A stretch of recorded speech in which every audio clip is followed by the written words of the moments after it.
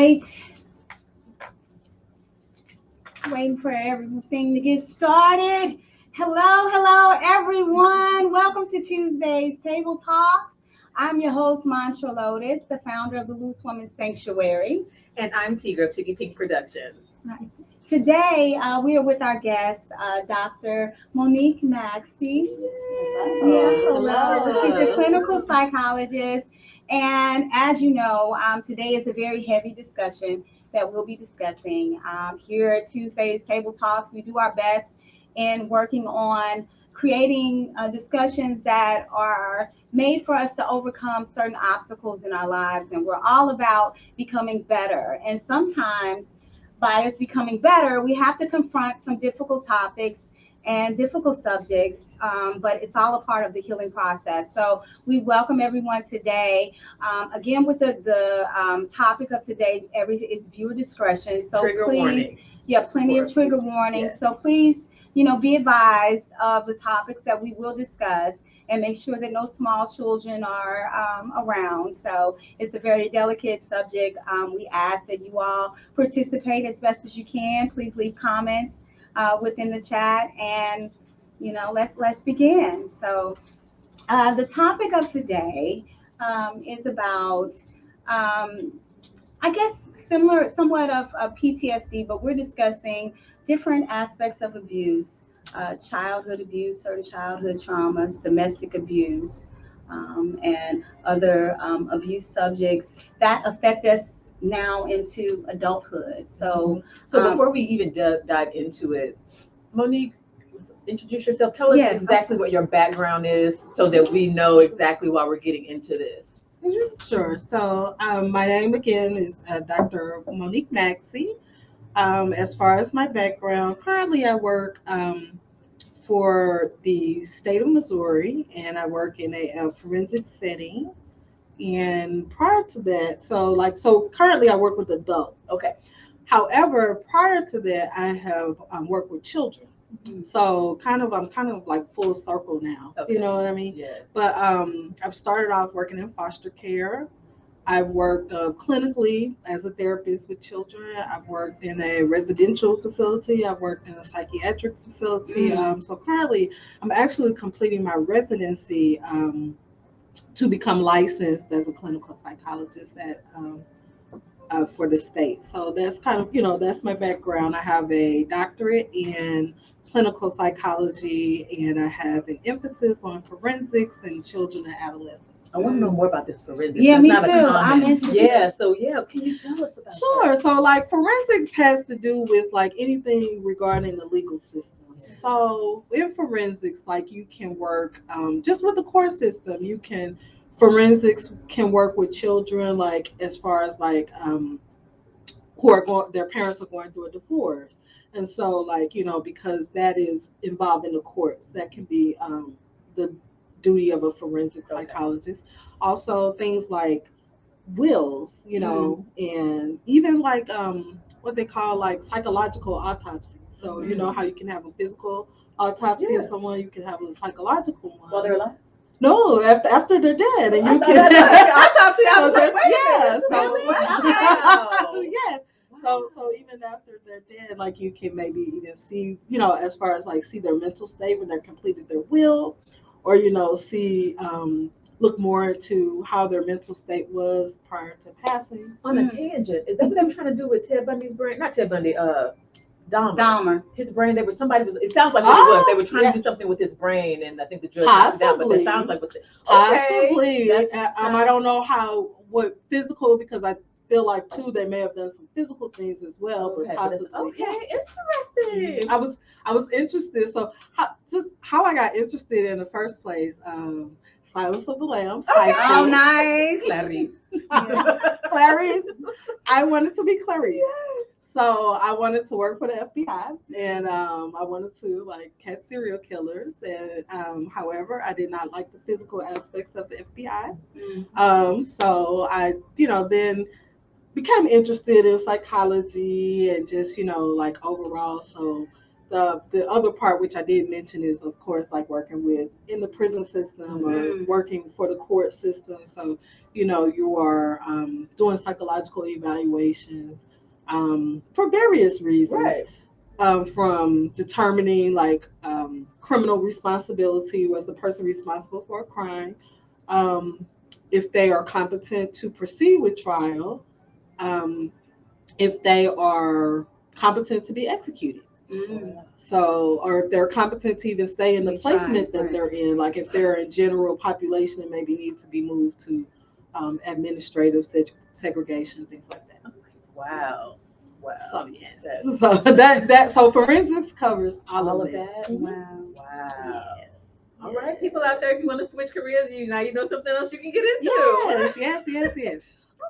All right. I'm curious from your experience, since the topic is abuse, with the cases that you see, how much of a past of offenders and within forensics, how much of a past has something to do with abuse or violence with some of the behavioral where they are aspects. currently. Right.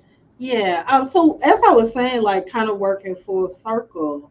But you see that as well. So like I said, I initially started off with working in the school system and working for like DFS or like, the Children Protective Services, things like that. So you see children that may have been products of abuse, neglect, witness domestic violence. And so now working with adults who have a lot of that in their background, those traumas, maybe those unresolved things. And a lot of that's what happens. Maybe someone did not catch it at a certain time, or maybe they did, but it wasn't worked on. I don't want to say enough, but maybe wasn't worked on continuously, or wasn't worked on, with enough vigor or emphasis, or, so then kind of fall through the cracks, because that is what happens, because we have cracks in our system, unfortunately. And so people fall through the cracks. They don't receive the mental health services that they need, especially at that young age. And then, like you said, then you can see that now as adults. So, there is a quite large percentage of individuals who, if it's not like physical abuse, it can at the very least be neglect, not having your mental health needs met, verbal abuse. Those are all still forms of abuse. And people, do not consider that like neglect, especially medical neglect, educational neglect. Not getting your needs met. And I don't know if you all are familiar with the term ACEs, but ACEs are what's called adverse childhood experiences.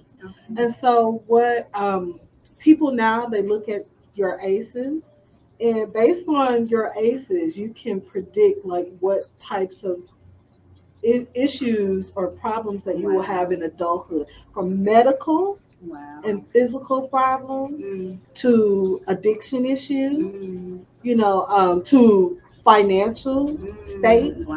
So these are all just going back to what you have seen in your childhood, what you have experienced in your childhood, and looking at that and predicting the likelihood of what is happening to you in your adulthood.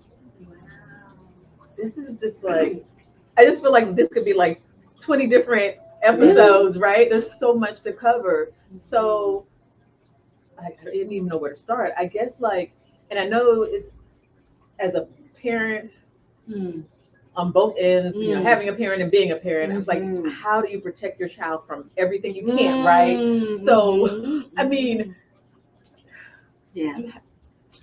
So, okay, so I guess we'll start with, let's say something does happen.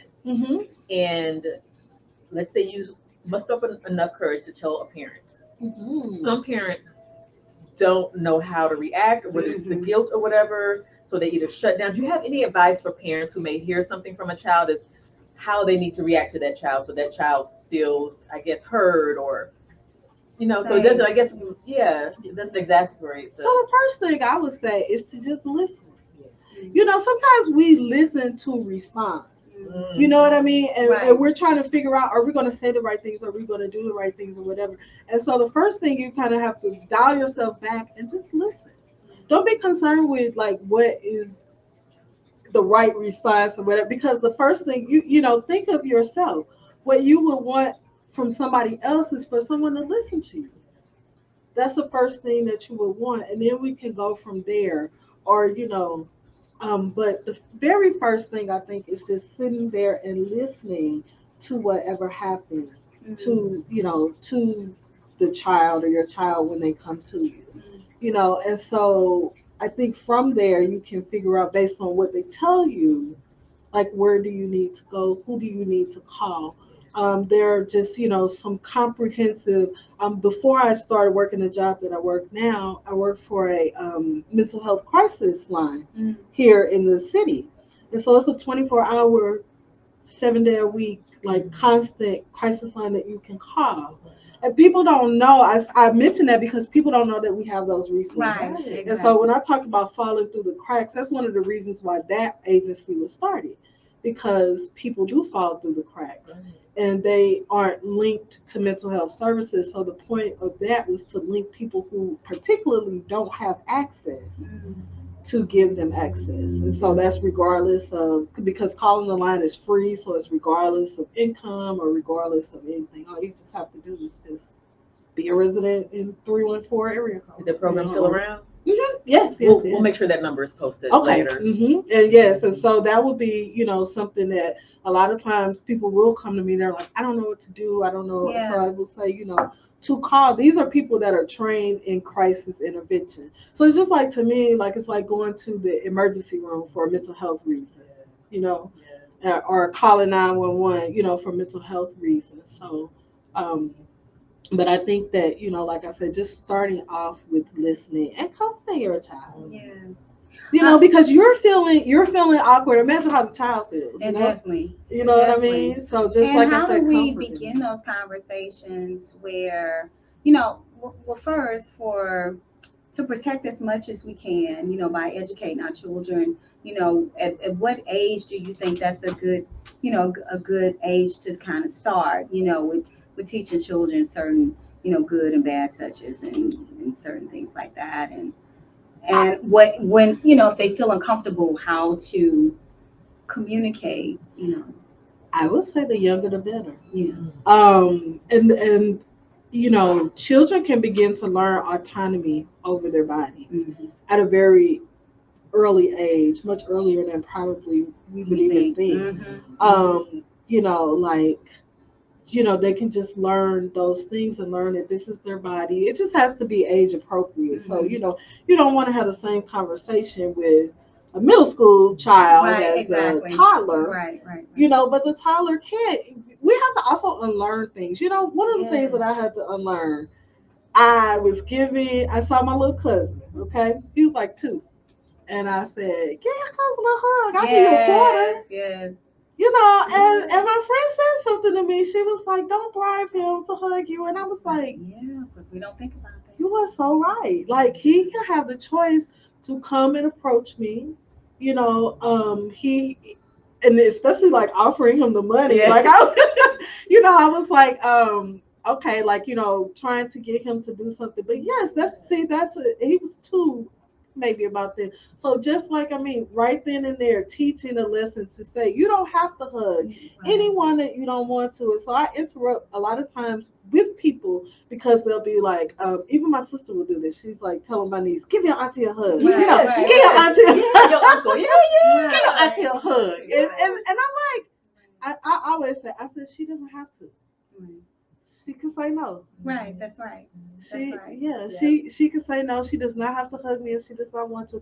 It is no personal affront to me. Right. And that's what people have to realize. It's not about you sometimes. Yeah. So you may feel this way that, this child did not come to you or looked at you or, just gave you the screw face and wanted to run away from you.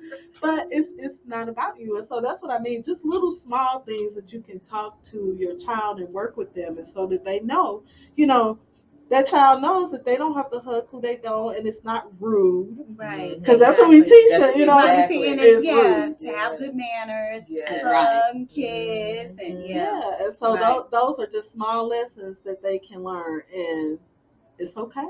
Definitely. Did you have any advice for parents, like how to notice or recognize signs from things that you've seen? Like if a child isn't coming forward, or like things that they should be looking out for, like that could be a sign, have you? So I would say, just to give a, without like giving specifics, just like changes in behavior. So what you notice in your child as a norm, and then you see some differences in their behavior. So maybe, their eating habits are different, or their sleeping habits are different. Then you want to investigate. Maybe it's something, maybe it's nothing. You know what I mean? Wetting the bed. Yes, wetting the bed is definitely can be a sign. You know what I mean? That can be a sign. Even changes in hygiene can be a sign. Right. Noticing that a child used to like to do something and does not want to do that anymore, or does not have interest in the things that they used to have interest in. So now they've withdrawn. They don't want to communicate. They don't want to play. They don't want to go to a particular, like, pay attention. Yeah. When they say, I don't want to go, and I mean, especially we like to, if you going because I said you going. Yes. You know what I mean? and figure out why. What is the reason? Maybe it is just that I don't know, but you won't know if you don't ask. And instead of saying, well, you're going anyway, figure out the reason why. And I think that's big in the Black community, because I said so, or even the attitudes may come, this, behavioral change. And it's like, instead of just brushing it off as though they have an attitude, that could be they're acting out for different reasons. Well, and that's the thing, again, we have to not take things personally. Right. So it's not, you just showing out today and you really trying me today. It's not always that. You know what I mean? It's not always, or like you said, even if you are giving an attitude, what is the reason why? I mean, yes, it could be hormones. Because that happens, but we don't know if we won't investigate and we won't find out why. And so, like, you're seeing them having an attitude and maybe they're being emotionally dysregulated, and that sounds different than an attitude. Attitude sounds personal, like it's personalized against you. Right. When, just figuring out why is this child, doing these things. So. A lot of communication, it seems like. Yes, communication, I always say, is key. Because, like you said, depending on your child's age and how they communicate, maybe they won't say things verbally to you, but they'll show you in other ways. They may act out, throw a tantrum, and you're thinking that the tantrum is just them being defiant when it's indicative of something else. And what's the best way to confront something? So, say unfortunately, if a child has been abused and, a child tells you something, what is the steps? What are the steps to do to, well, of course, we know, to get the child help. But say there is a predator or, even a family member, or something that needs to be confronted. What is the best avenue to do that? So the first thing when you say that, my first thought is safety. Yeah. So it has to be you have to be safe. Are you going to be safe in this confrontation? And so you have to think about your safety as well, because what if it's not safe at this point to confront this person? You have to think of that. So I would say first look at that. Then after that, it also depends just on your comfort. Maybe you also have an issue with confronting. Maybe it's an elder. That's also something that is very revered in our community. Having an elder or having someone of higher status in our family, and so maybe you don't need to confront them. You know what I mean? Like do. It really depends on you. You can protect your child and get your child out of harm's way, and maybe the confrontation comes later. You know what I mean? Maybe that conversation comes later because, like you say, you're getting your child help and you're dealing with the issue, but you may not have the mental bandwidth. Right. That is a lot. Yeah. You have to deal with not only getting your child help, processing that something has happened to your child, processing how you're feeling about it, and now you're talking about handling this as a family matter. Right? Yes. It's a whole, like you said. Right. So this may not be. I would not necessarily say that's the first thing that you need to do. I would say that there are other steps that may take place, and then you kind of go back and see this may need to happen with the third party present. Right. Exactly. This may need to happen in court. You know what I mean? Right. So it's so I would say, as far as that, like, don't necessarily feel that you're not there for your child because you did not confront. That's a big one. Yeah. Yeah, that's a big And one. I feel that, and I will say this. As a child, I was sexually assaulted. And my mother lived with a lot of guilt because she felt like she didn't do enough. When I felt she did more than enough. I told my mom, she believed me. She did go and have a conversation with people.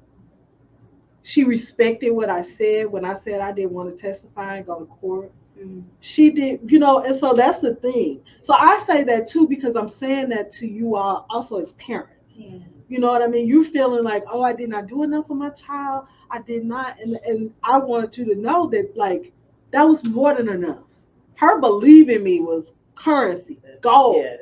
You know what I mean? Yeah. Like, her talking to me, her stopping everything to address this. Right. And then her also listening to me when I said I did not want to go to court. Right. And I did not want to. I did not want to relive this. I wanted to go back to being a kid. I wanted to go back to playing with my dogs. I didn't want to deal with this. And she did not push me. Oh. And so I didn't find out until I was older that she lived with a lot of guilt, feeling like she did not do enough. And she did. Like, you didn't have to go and punch this man out for me to feel like you was my mama and you was there. You know what I mean? Right. But that's what she felt like. Yeah. That she did not protect me, or she sent me to this place and this happened. And even at 12, because I was 12, even at 12, I could understand where my mom was. Yeah. I could feel her love. I could feel her there for me, and that's what I needed. What advice do we have for either kids or even into adulthood? Maybe it's blocked out, but it comes back when you didn't have that support from a parent. Like, what advice do you have for those souls as far as healing from that? The first thing I will say is it's a process. It's a process, and you have to be gentle with yourself.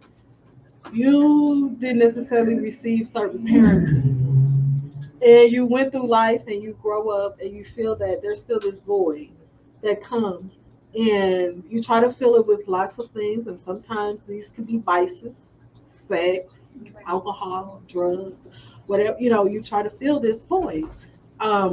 I would say to talk to someone and to get some help. And know that it is going to be okay. That it will. Because, like you said, that people don't have that way where they can talk to that person, or they don't have that person, and sometimes you won't have that closure. You know what I mean? Sometimes you just will not. How do you do that if you don't have a closure? If you don't have I think that's a very difficult point to kind of, because it's like you want to address a situation and you want it to be over and done with, but sometimes in certain situations it can't be over and done with. So how is it, and I think it's very imperative for individuals who feel as if they cannot move on from a situation because they haven't been able to address it, or or feel that it's been unresolved, or that healing aspect has not been confronted, right? So what do we do? Well, so I was just saying this in therapy today. What you resist persists. Teach. And a lot of times, like, we may try to suppress things. I also say, it's I use the metaphor dirty laundry, but really, like, when you put dirty laundry aside in the hamper, it's out of sight and it's out of mind, but it's not washed. It's not dealt with. It's not done. All you did was get it out of sight. Right. And if you keep putting that dirty laundry in there, eventually your closet is going to overflow. Right. Yeah, and stink. Right. And stink. And now you're out of clothes. Now you know. And so that's the thing that you have to actually address that and go through it. Now, here's the thing. You may not be ready. That's okay. That's okay if you're not ready. Because that's another thing people do. Then they try to rush and be ready, and they rush and go through things, and you're not. And so you just kind of skimmed over the things that you needed to, but you didn't do the deep enough work to get at the root of the issue. Sometimes you may have to go several times to, to get. We are complicated people. We have layers. And so maybe the first layer you dealt with, and then you're like, I'm cool, right? And then an anniversary comes up or something comes up that triggers you. And now you're like, oh, I'm back to the same place that I was when I thought I was better. Well, maybe that's another layer now you have to go through. And it's okay again to be gentle with yourself, because it's not like, oh my God, I didn't get better, this and that. You have to understand you had an event happen to you that was not normal. And then if you didn't have support, like, it is amazing that you are here and that you made it. And you deserve to have the ability to work through whatever it is to make you better and to make you whole. You aren't going to forget what happened, right? The goal is to integrate it within your story. To you now have had the power return to you. And the power has not, stayed with whatever the event that has happened to you. Right. So it's learning to deal with it, because it's not going to go away, but we do have to learn how to cope, different people, that's why you look at it, you say, like, one event can happen and different people react, right? Mm-hmm. Some people have the capacity to deal with certain things. They have the resources that are there, and some don't.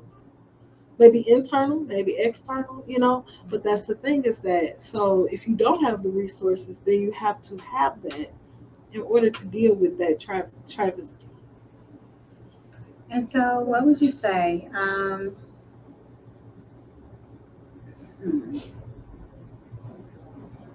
I've been blessed to be able to parent many children. So I've had foster children and my children, and surrogate children over the years, and a lot of traumatic backgrounds. And in my household, it's always been, okay, when a child comes in, we have to get, we automatically get therapy. And so setting up certain visits, and over again, trying to get the children, to the visits and have them go, but knowing that they are not ready, and not willing to even, or not able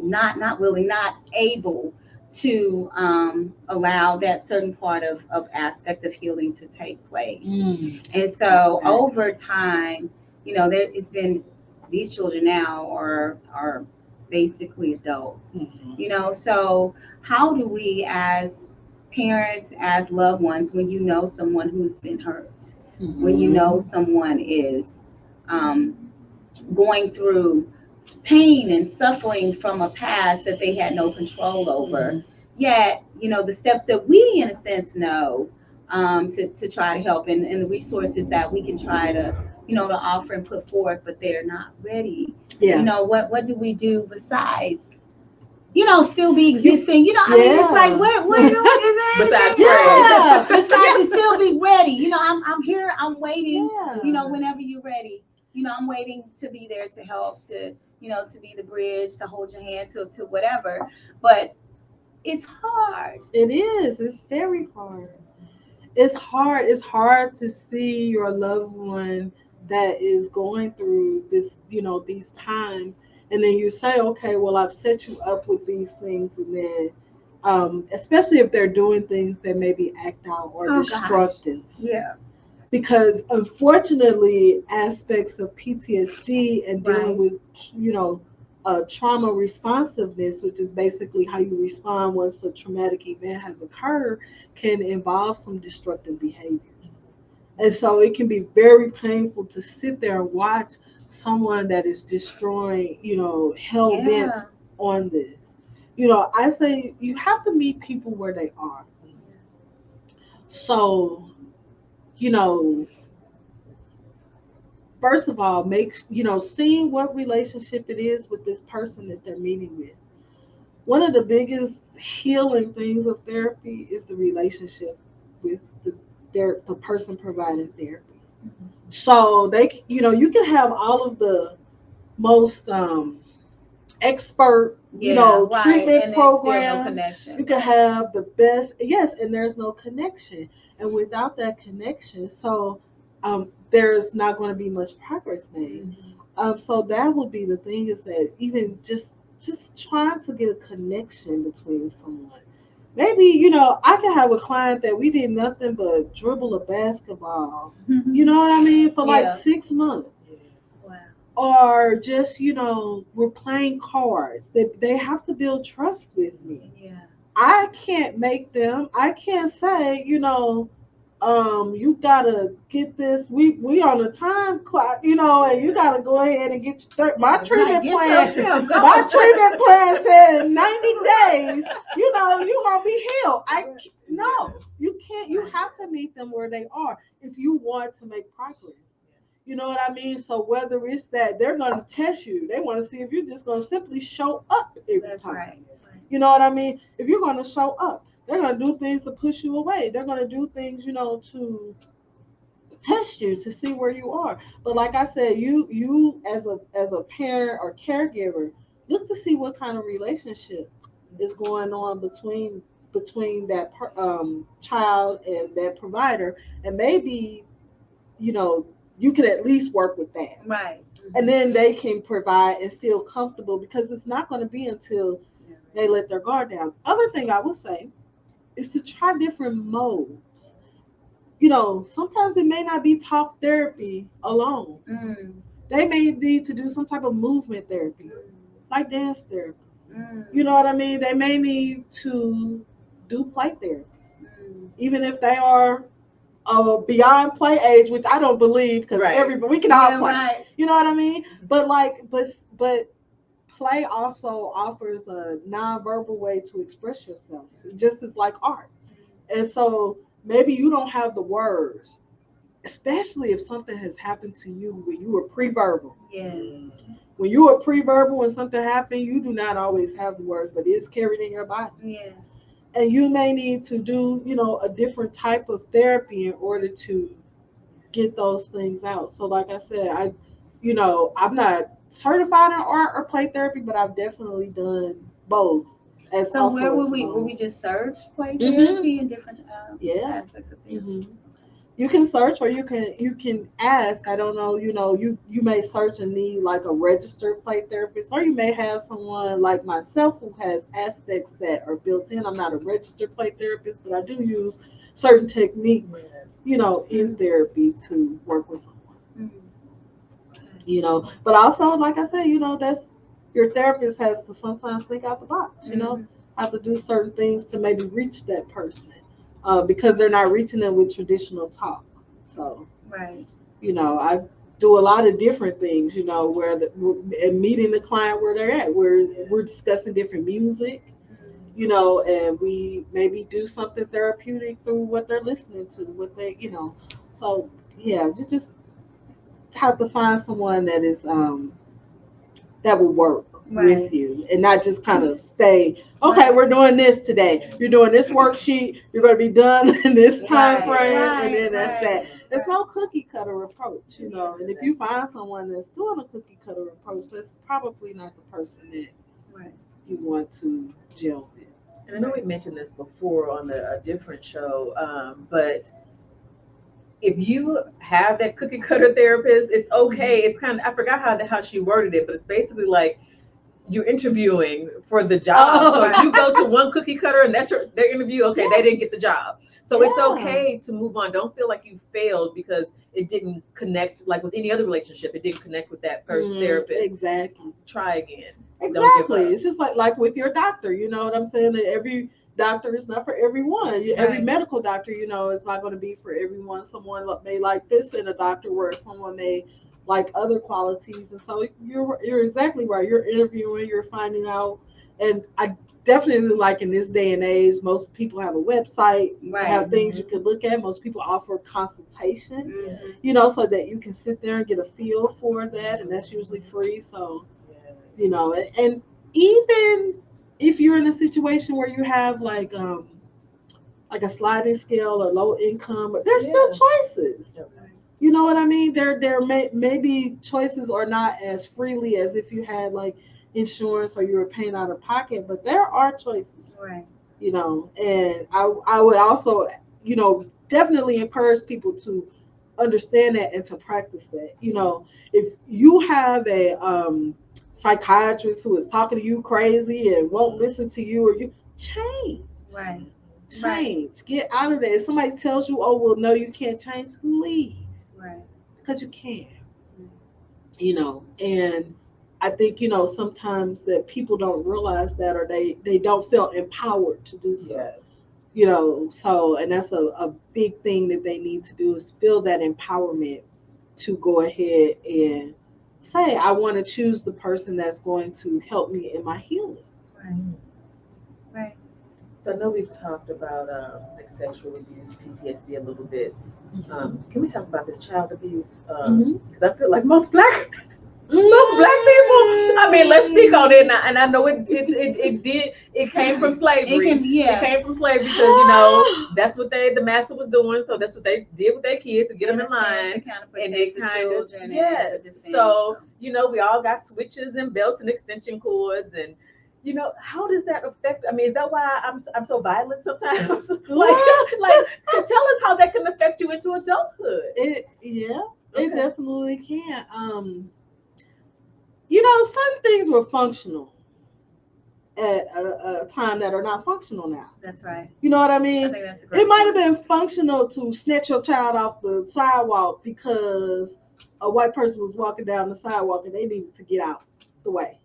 It was functional to say, don't ask me no questions, because that child's life could have been in danger, you know, if they did ask questions. So they had to look at you. They had to stop. They couldn't put, you know, It was functional at a point.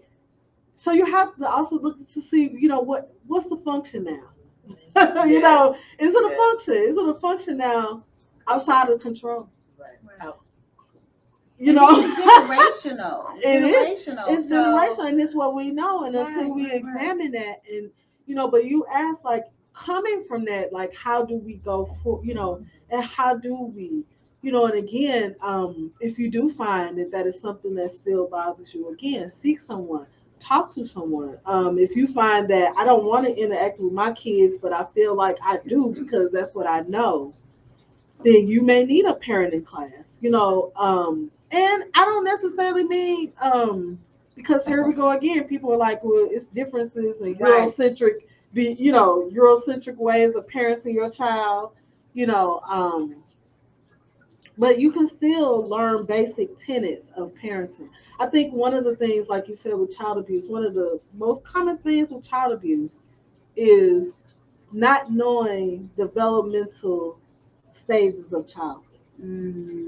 So, like, you expect this 3-year-old to know X, Y, and Z, and why you did this, and why you talking to me this way, when she's just really parroting what she's heard.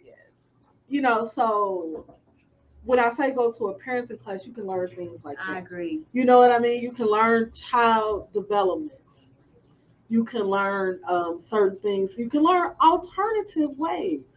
You know, it does not take away your black card. Thank you. I mean, seriously, you know, you can just learn how to be different with your child.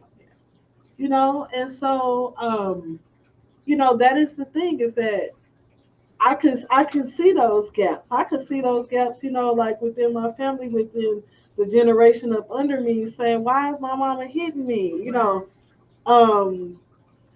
because, you know, now they're going to school with people, the kids that aren't getting hit, you know, and so they're like, you're hitting me, and this, you know, these kids are doing worse than me and they're not getting hit. So what is the issue? So, you know, again, the parent has to not take it personal, right?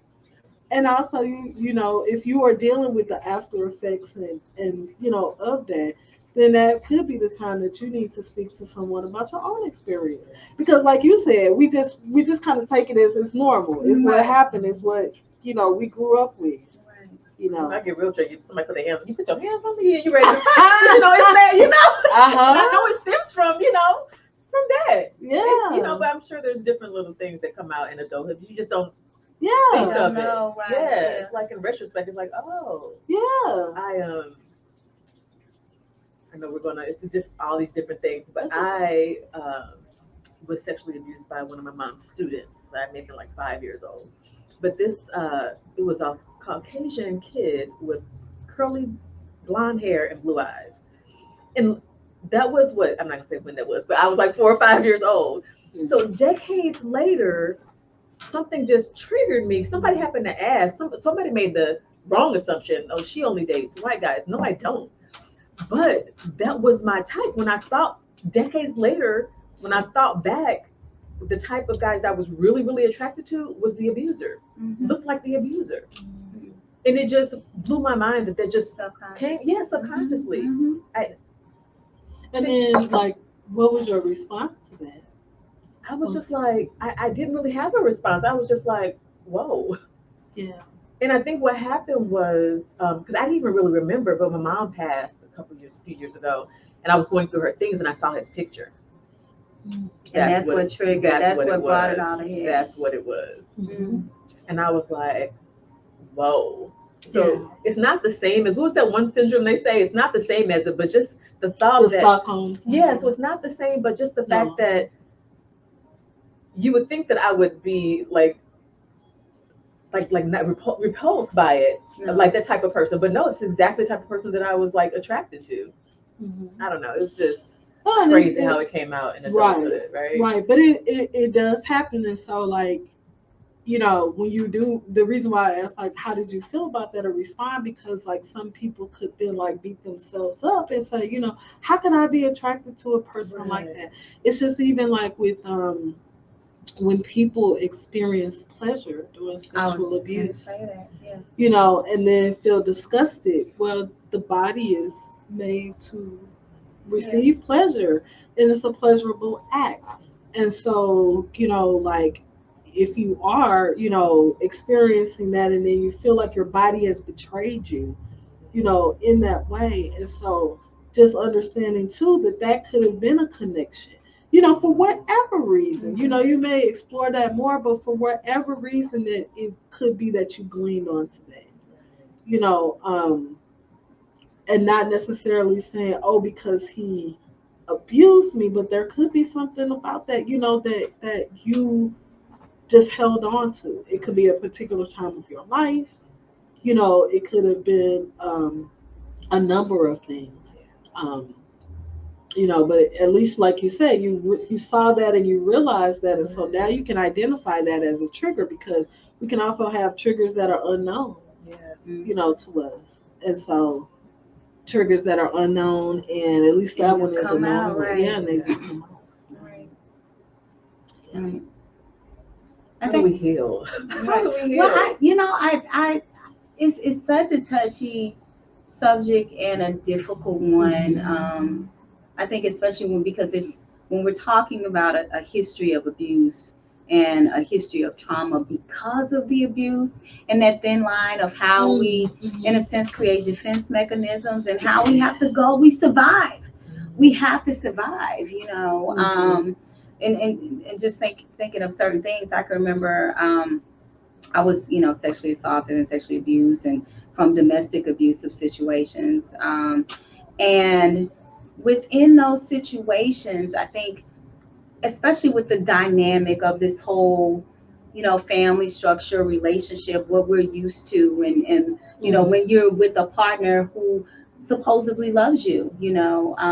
Unfortunately, my mom was from a domestic abusive relationship too and situation. And I don't know how far it stemmed back, but I have hints that it stems back. So maybe my grandmom and, you know, and God knows how far, you know, before her. But when you're in that situation and we're considered, you know, that your mate loves you, but then you have a mate who hurts you and certain things are hidden and certain secrets, you know, that take place. And the way that we defend ourselves sometimes to survive is going along, you know, in a sense, what I would call quiet, you know, abuse, the quiet things that, you know, we getting hurt in the dark and whispering certain things to try to, you know, protect just this whole foundation of what we think is the foundation, you know, but how it messes up the psyche, you know, how psychologically it messes it up. And so after years of trying to, you know, overcome that and facing some of the trauma, I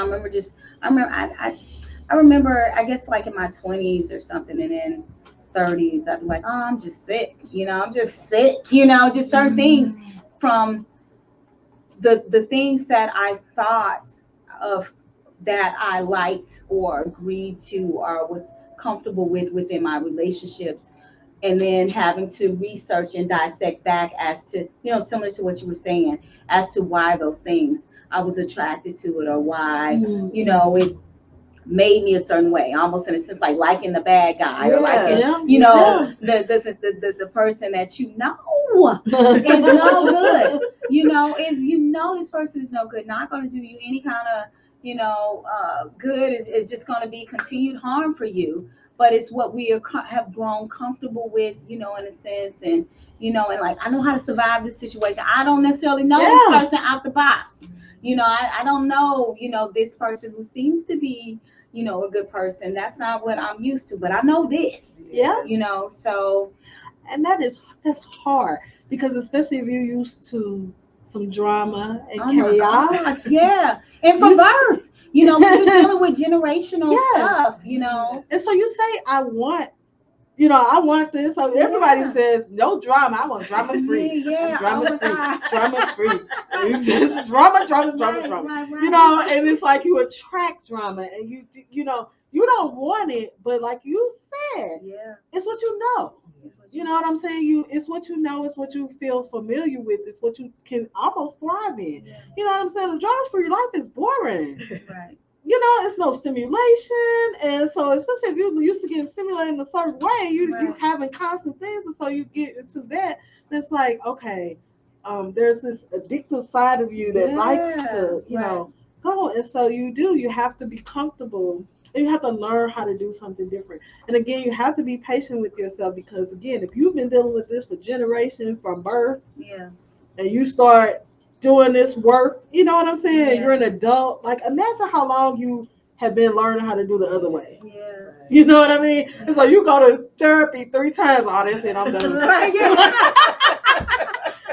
You know, give yourself a chance. You know what I mean? I'm telling you, I had therapy after therapy.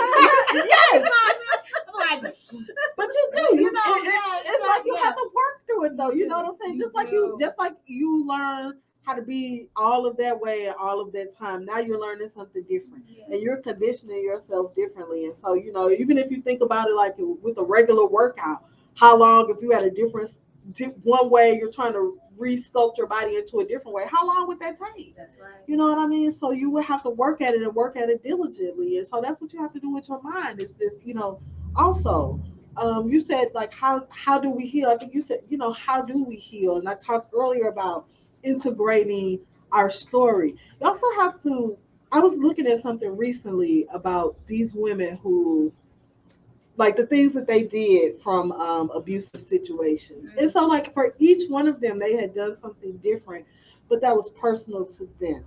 So, like, for one, she said that she had given a big party and changed her name because that name had held so many memories. And so the biggest thing that she had did for her was to change that name. We know about that. So, you know, right. So changing the name. Another lady had an incident where it was like a pet that had been abused by her partner. And so, you know, she was able to get this pet and care because she was scared to now, you know what I mean? she was scared at first to deal with this kitten, and so now she had taken it and learned how to nurture it. You know, so it's something with meaning and something for yourself, whatever, you know, that you can do that has meaning to you, to make, whether it's integrating that story, you know, within your own personal narrative, whether it's taking a trip, you know, or doing something that feels right for you, that feels healing for you. You know, also knowing that healing is a journey. Yeah. So it's not a destination too, you know, and that's what we think. We're like, okay, I'm here and I'm healed. You know, Right, like no. it's no, you continue to keep going and growing and learning how to do things differently, you know, and learning about yourself. And so you continue to go and you continue to move forward. And so that's the thing. You just got to keep moving forward. Always doing your best. It's another thing. That's one of the 4 agreements. Always do your best. So when you learn how to always do your best, you learn that your best is going to change from moment to moment. Okay. Your best is not, you know, your best is not the same when you're sick. That's true. You know? Right. Your best is not the same when you're feeling down as it is when you're feeling 100%. The thing is to do your best. If your best is to see, do your best. You know what I mean? But it's not to be perfect. And so that's the thing. You keep trying to do your best and you keep moving forward. You know, how can you not progress? Oh, we've learned some things today. My goodness. Yeah. So it's like main things that I'm taking away, seek therapy. Be patient and kind with yourself. That. Right? Be patient and kind with yourself. And I think you said it more than once. It's just like it's a journey. Just, you know, if you fall back, you know, you get back up again and just keep forward on the journey. Right? Yes, and I would say, you know, of course I'm going to advocate for you know, like professional therapy, like psychotherapy or counseling or whatever. But also I just say what works for you. Yeah. You know what I mean? Like you can have a professional, I would say. But it may be a different type of therapy for you. You know what I mean? But something that works. I think that too often we just hang around with our friends and say that's therapy. Right. Your friends, I keep saying it. People don't like when I say it too. Your friend's not your therapist. I don't care if your friend is a therapist. Your friend's not your therapist. And your friend's not your therapist because your friend cannot be objective. And I do get it because we are a communal people. Yeah. And therapy, I think that, you know, we have a different approach to therapists. We actually like to meet the therapist sometimes with people that we know because we feel comfortable. Yeah. You know, we feel comfortable with that person or whatever. And we like that feeling. But I say your friend can be your therapist because your friend knows you not from an objective standpoint. That's right. You know, and they can still be a therapeutic person for you. Absolutely. But I would still say get somebody else. You can talk to your friend and do all of that, but you want to also have somebody that's objective and a sounding board. So whatever that is, I just say that just don't stop at your friends. You know, your friends can be great and they can be a supportive circle, but I just say just don't stop there. I love the aspect too. I wanted to take away with it too, of having different forms of therapy. That it's not just one way. When we think about therapy, we automatically think of going to an office, sitting behind a desk with somebody, and you know, we sitting there for about an hour, you know, and that's about it. So, and it can be very European. Right. You know, I mean, seriously, like, you know, and those are the things that sometimes we have to understand. Therapy does not necessarily have to be in the office. I used to talk with my friend and I would say, we're going to do front porch therapy. I like it. I was doing front porch therapy with all the, you know, the drug dealers in the neighborhood because they was having a drought. It was,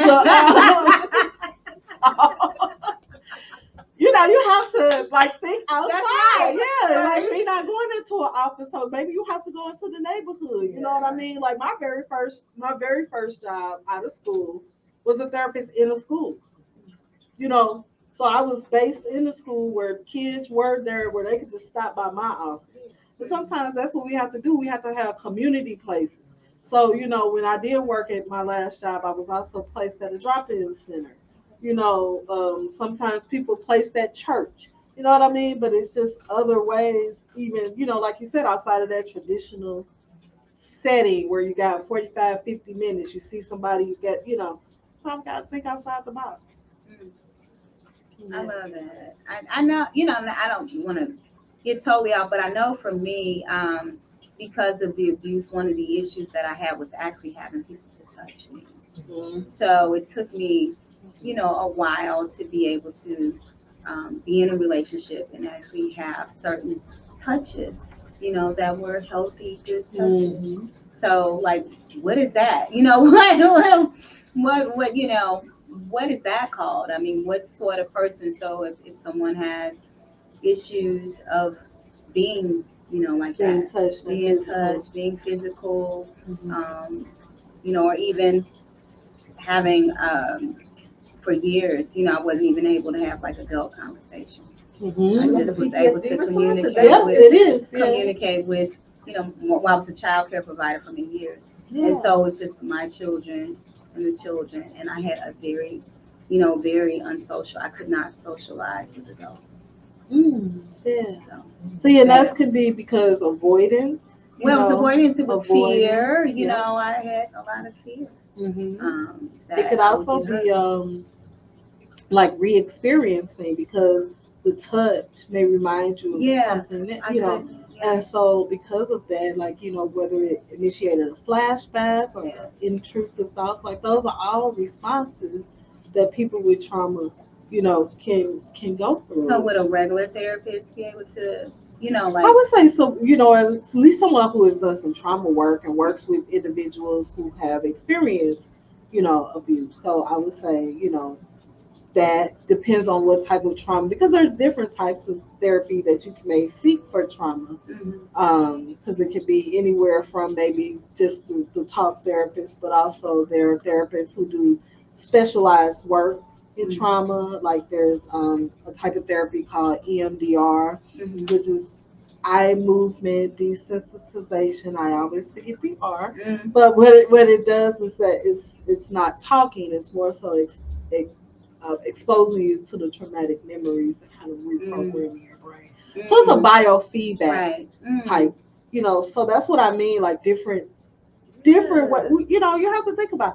We are mind, body, and soul. That's right. You know, and so sometimes our healing has to be mind, body, and soul, right? You know. And so, you know, the talk therapy may just be one aspect of it. We may need something for the body. You know, we may need something for, you know, even with that, maybe you needed to have autonomy over your body again for that to feel better for you. Right. Yeah. So I had to kind of gradually do the process myself. And learning that and learning maybe different movement. And so then also, you know, like we are in a vegan establishment, right? And so also what you put in your body, you know, as a can be something as well that you may need to pay attention to, Marge, right? I'm kidding. I'm just, things are just flashing as you talk. It's like this whole, I just love these conversations because it's just like I'm learning and things are just coming to me and it's just enlightening. So you mentioned this avoidance.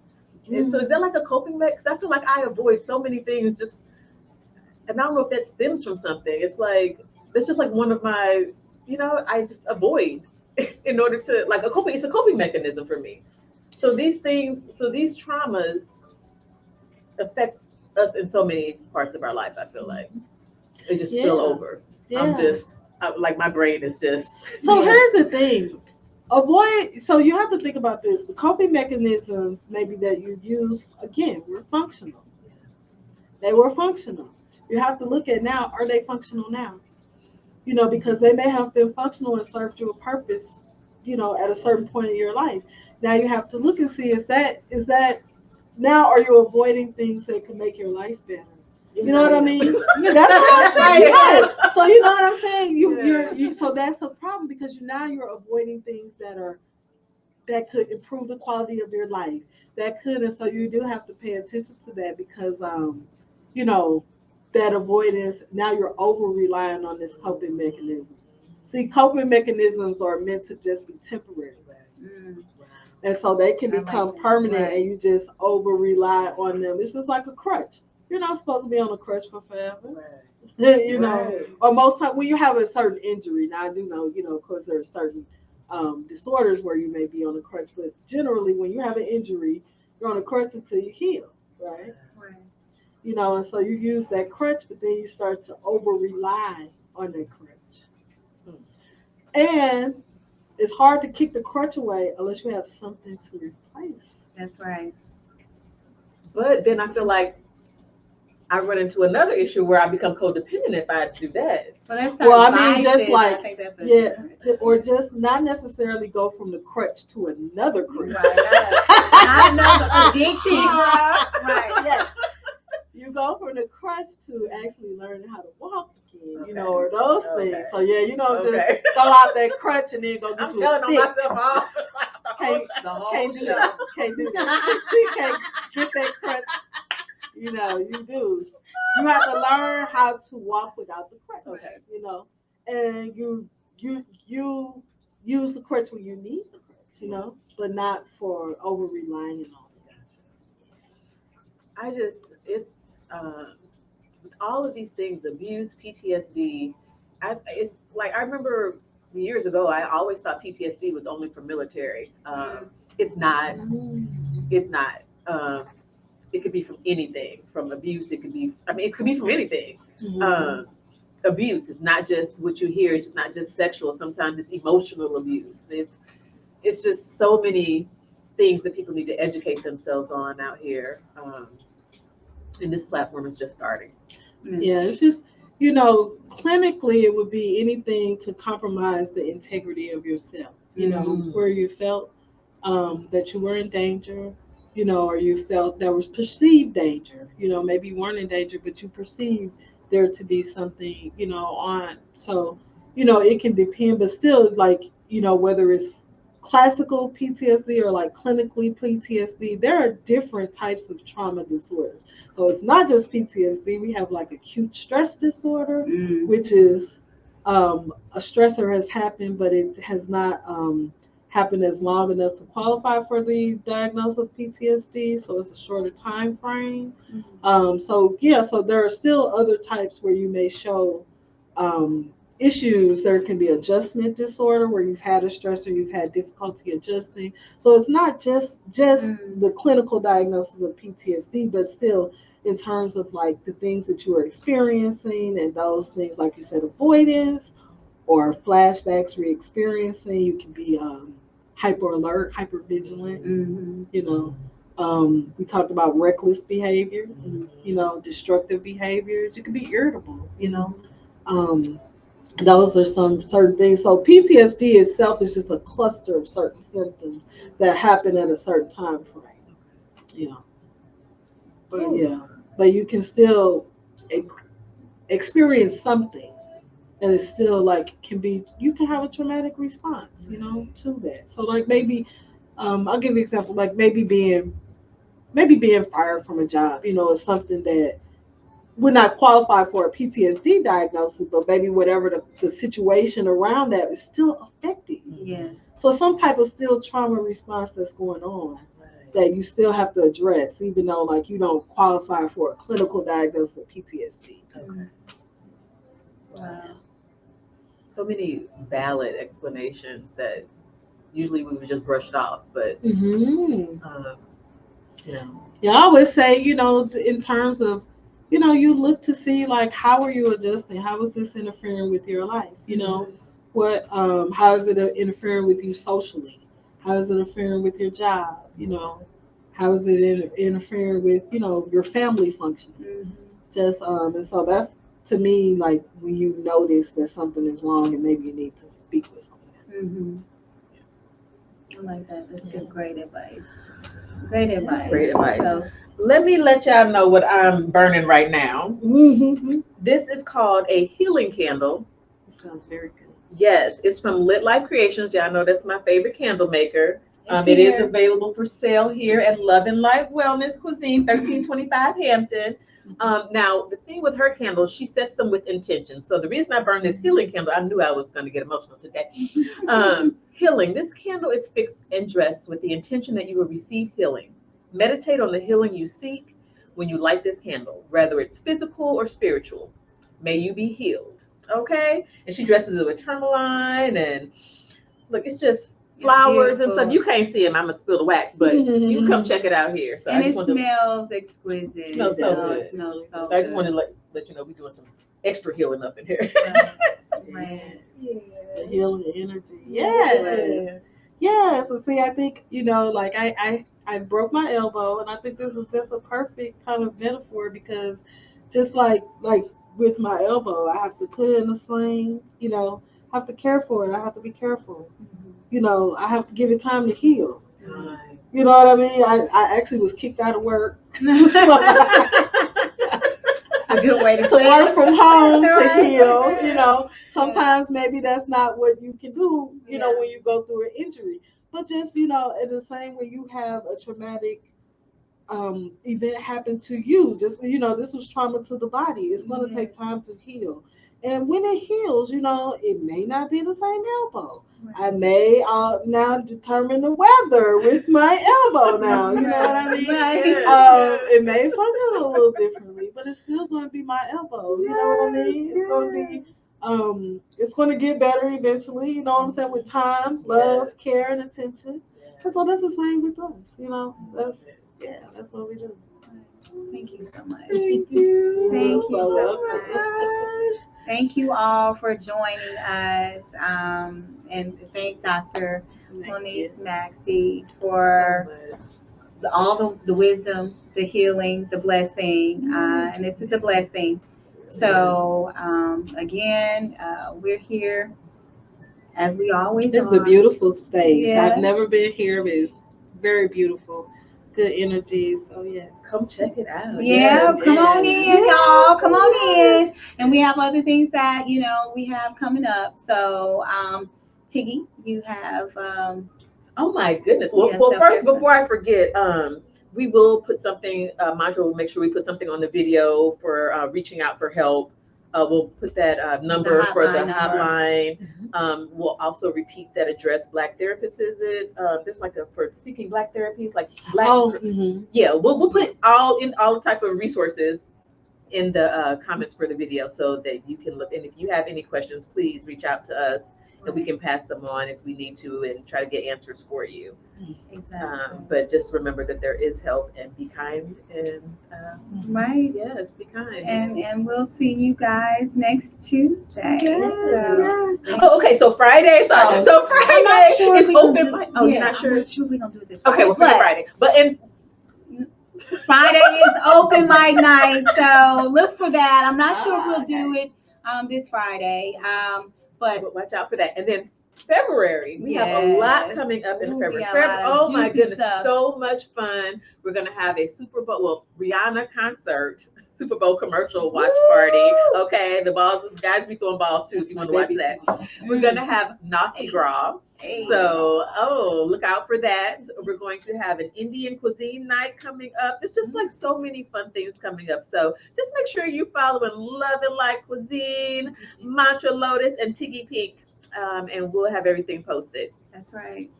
Okay. Love you guys. Thank you guys. All right. See you next Tuesday. Let's see if we can get this. Ta-da.